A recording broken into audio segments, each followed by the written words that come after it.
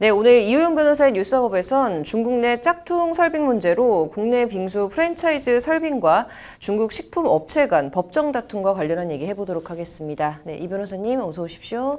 안녕하세요. 네, 일단 이거 지금 어떤 소송인지 내용부터 좀 살펴볼까요? 네.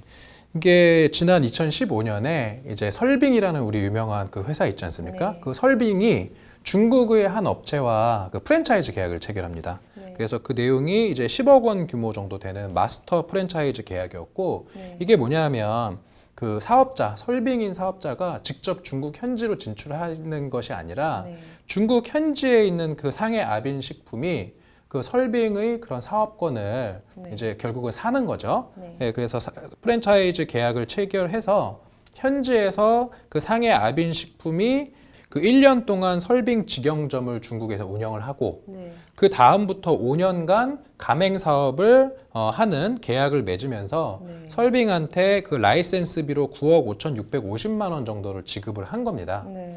그런데 문제가 하나 있었던 게 네. 중국 현지에 이 설빙과 유사한 짝퉁 업체들, 그래서 예컨대 설림, 네. 이러한 회사들이 그 유사한 상표를 이미 먼저 출원을 해서 네. 브랜드를 중국 내에서 선점을 하고 운영 중인 상태였다라는 거죠. 네. 그러다 보니까 어떤 일이 발생했냐면 설빙이 원래 원조인데 오히려 설빙이 중국에서는 그 짝퉁 업체들한테 밀려서 네. 상표 등록이 취소되는 상황이 돼버렸어요. 네. 그러면은 설빙과 그 프랜차이즈 계약을 맺은 그 상해 아빈 식품이 설빙의 이름을 가지고 정상적으로 그 영업 활동을 할 수가 없는 상황이 돼버리니까 네. 이제 상해 아빈 식품은 설빙에 대해서 이 계약의 프랜차이즈 계약의 목적을 달성할 수 없게 되었으니 네. 이 계약을 취소하겠다.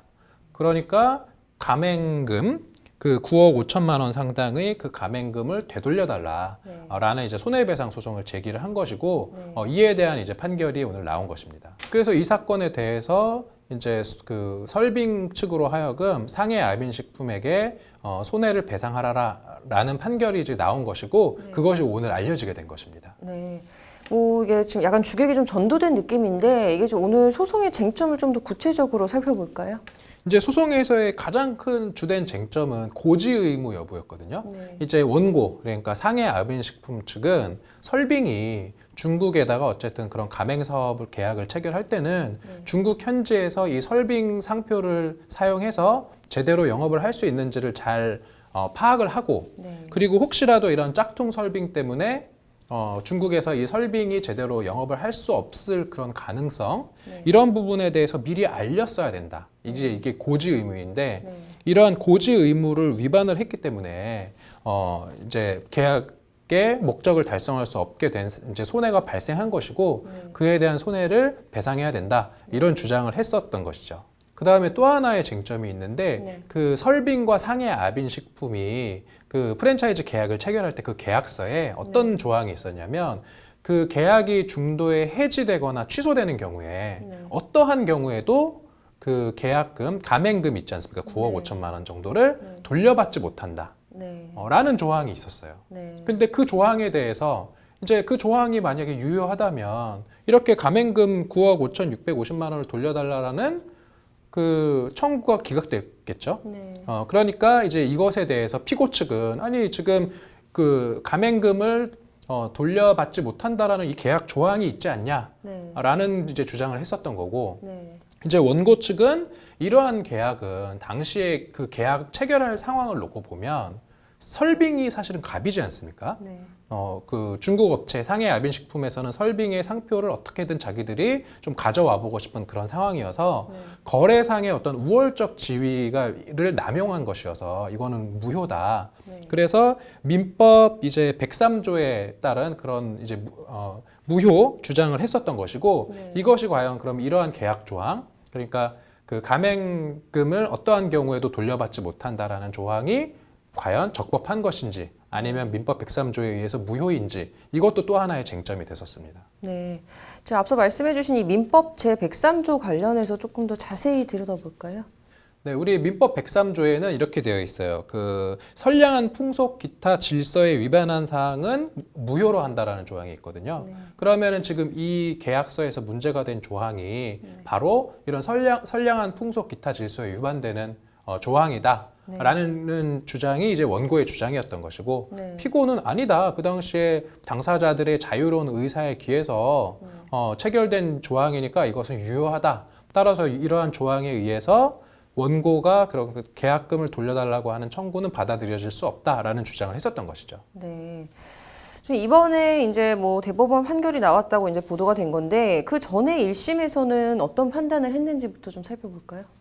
그 전에 1심에서는 이제 오히려 설빙 측에 손을 들어줬었어요. 네. 그래서 그 내용을 좀 말씀드리면 그 설빙이 유사상표의 존재를 확실하게 인식했다고 볼 수가 없고 중국에 유사상표가 존재하지 않는다는 보증을 한 것까지는 아니다. 네. 그러니까 이것은 계약 취소 사유가 아니고 가맹금을 반환할 사유가 아니다라고 보아서 네. 원고의 청구를 기각했었던 것인데 네. 이제 항소심 2심부터 최근에 나왔던 대법원 판결에서는 1심 판결을 뒤집어서 이건 설빙 측이 그 당시에 중국 상황에 대한 고지 의무를 다 했었어야 되는데 이것을 불이행한 것이고 네. 그다음에 제가 두 번째 쟁점으로 말씀드렸던 그 가맹 계약, 프랜차이즈 계약에서 네. 가맹금을 어떠한 경우에도 돌려받지 못한다라는 조항은 이런 민법 103조에 기해서 무효다. 이렇게 지금 판단을 해서 네. 원고 측에 손을 들어준 것이죠. 네. 자, 그렇다면은 좀 변호사님께서는 이번 대법원 판결 좀 어떻게 보십니까?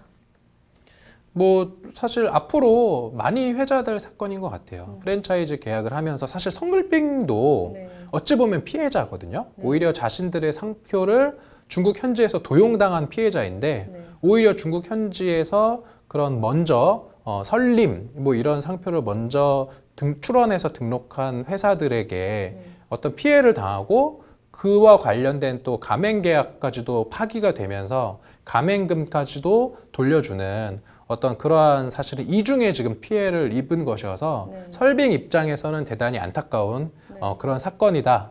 하지만 어떤 이런 상표의 출원 이런 거는 보통 이제 상표 출원 업무 같은 것을 이제 해보면 상표 출원은 이게 전 세계적으로 할 수 있거든요. 국내 상표만 출원하는 것이 아니라 뭐 EU 가입된 국가, 미국 이런 쪽으로 다 할 수가 있는 것이어서 이런 상표 출원 업무를 적시에 제대로 하는 것이 대단히 중요하다라는 어떤 그런 시사점을 주는 사건이 아닌가 싶습니다. 네. 네, 이번 판결로 이 설빙과 같은 대형 프랜차이즈 기업들이 이제 좀 현지 브랜드 관리도 좀 꼼꼼히 해야 향후 이런 논란을 좀 겪지 않을 거란 점을 명심해야 될 것 같네요. 오늘 잘 들었습니다.